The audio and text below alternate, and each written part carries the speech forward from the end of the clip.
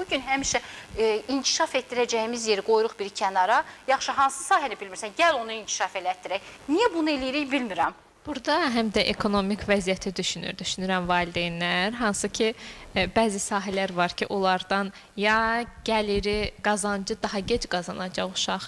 Düşünür ki, daha tez əli çörəyə çatsın, belə deyək. Ya da ki, düşünür ki, o sahə onun üçün xeyirli olmayacaq. Əsas valideyn o şəkildə düşünür. Ekonomik vəziyyət, universitetə girsin, işləsin, pul qazansın, maaşı olsun, belə deyək də, mən ölüb getməmiş valideynlər belə düşünür. Uşağın əlin çörəyə çatdığını görüm. Görüm ki, öz-özünü idarə edə bilir. Əslində o tərəfindən haqlıdırlarmı valideyn olaraq? Əziyyət çəkir, uşağı yetişdirir, hazırlığa qoyur.